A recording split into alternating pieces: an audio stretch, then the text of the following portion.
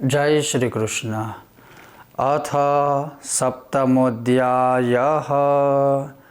गरुड़ पुराण का यह 7वां अध्याय अर्थात प्रेत कल्पसार उद्धार का 7वां अध्याय, जिसमें नरक में न जाने का उपाय क्या है वो बताया हुआ है। सूत उवाच इति श्रुत्वा तु गरुडः कंपितोऽश्वत्थपत्रवत् जनानाम् उपकारार्थं पुनः पप्रच्छ केशवम्। गरुड उवाच कृत्वा पापानि मनुजः प्रमादाबुद्धितोऽपि वा न यान्ति यातनायाम्यः केनोपायेन कथ्यताम्। अर्थात सुत जी बोले, हे शौनकादि, हरि के वचन सुन पीपल पत्र की तरह कंपित हो प्राणियों के उपकारार्थ फिर केशव से गरुड़ जी ने पूछा कि हे भगवान, मनुष्य प्रमाद या बुद्धि द्वारा तन प्राप्त नरक में न जाए, ऐसा कोई उपाय भी अगर है तो वो भी मुझे सुनाइए या बताइए।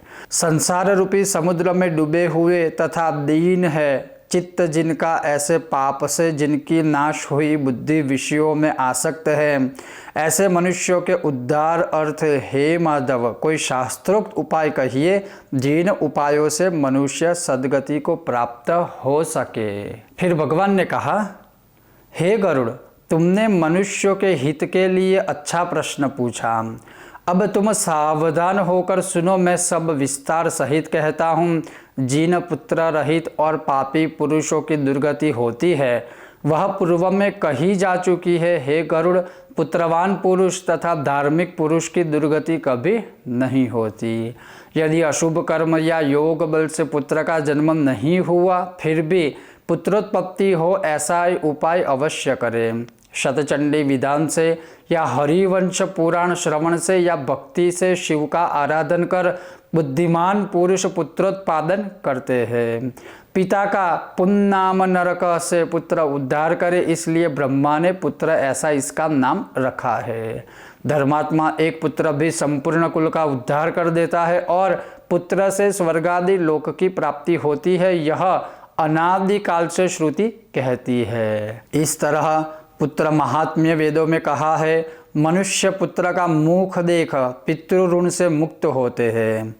पौत्र का स्पर्श करने मात्र से देव, पितृ, मनुष्य इन 3 ऋणों से यमलोकादि को उल्लंघन कर स्वर्गादिक लोक में जाते हैं।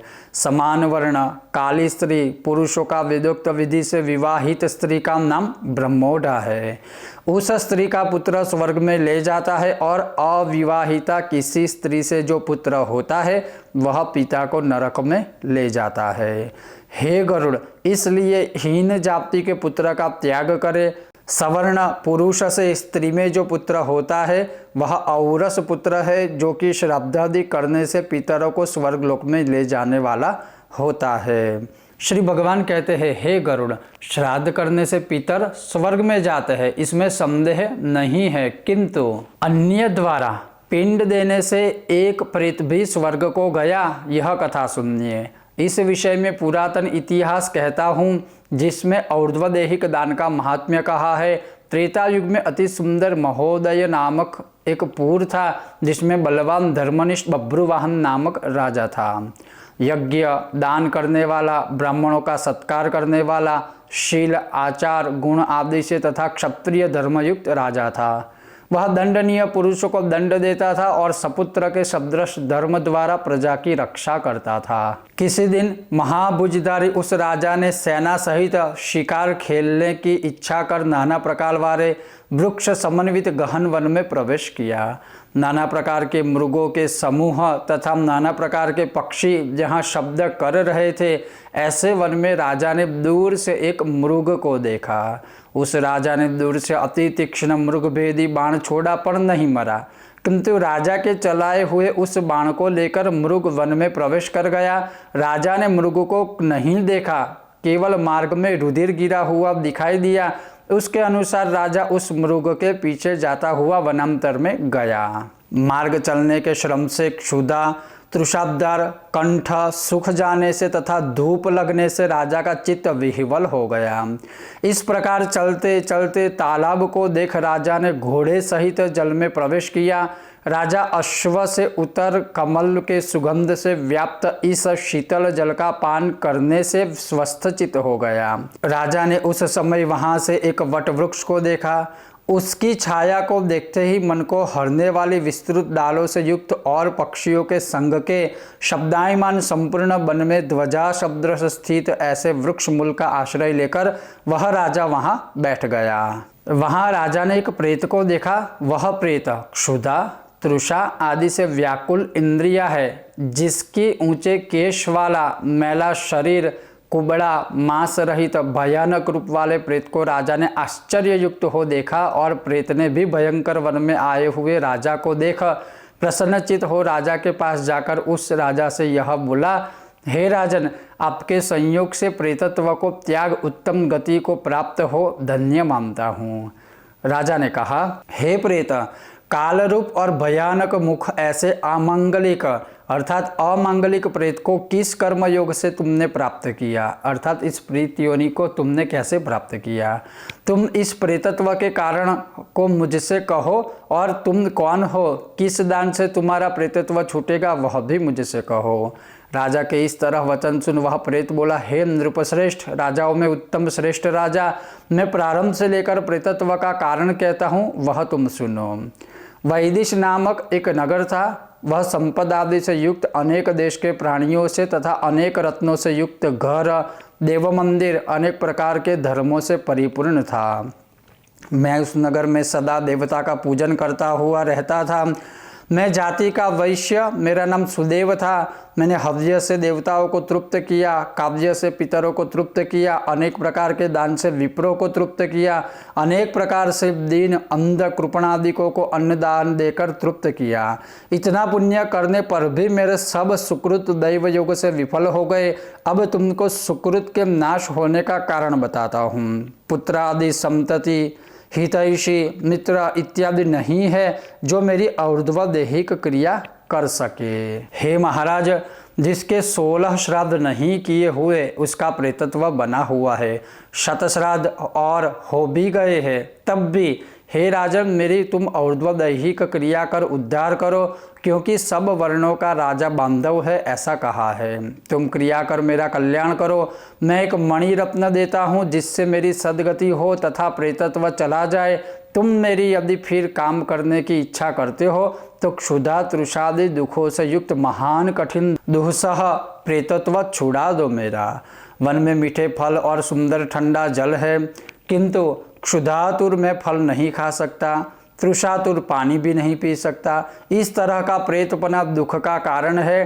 तुमको प्रेतपन छूटने का उपाय मैं कहता हूँ। हे राजन, मेरे लिए तुम नारायण बलि कर वेद मंत्रों और्ध्वदेहिक क्रिया करो, इससे मेरा प्रेतत्व नाश हो जाएगा, इसमें कुछ संदेह नहीं है। और दूसरा उपाय यह भी है कि वेद मंत्रों का उच्चारण, दान देना, जीवों पर दया करना और सतशास्त्र का श्रवण, विष्णु की पूजा एवं सत्पुरुषों की संगति करना इत्यादि उपाय प्रेत योनि नाश करने वाले हैं।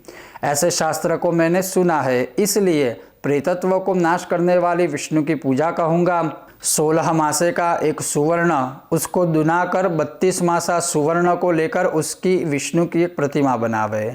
उस प्रतिमा को एक पीताम्बर ओढ़ा सब आभूषण आदि पहनाकर सब तीर्थों से स्नान कराकर सिंहासन पर स्थापित कर पूजन करे।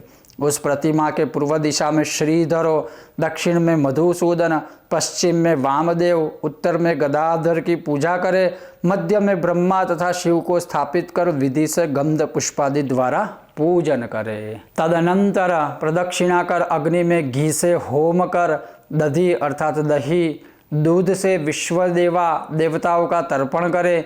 यजमान स्नान कर विनय सहित एकाग्र चित्त से नारायण के समीप में और्ध्वदेहिक क्रिया करे। शास्त्रीय विधि से प्रारंभ कर क्रोध लोभ से रहित हो सब श्राद्ध कर वैसे ही वृक्षोत्सर्ग करे।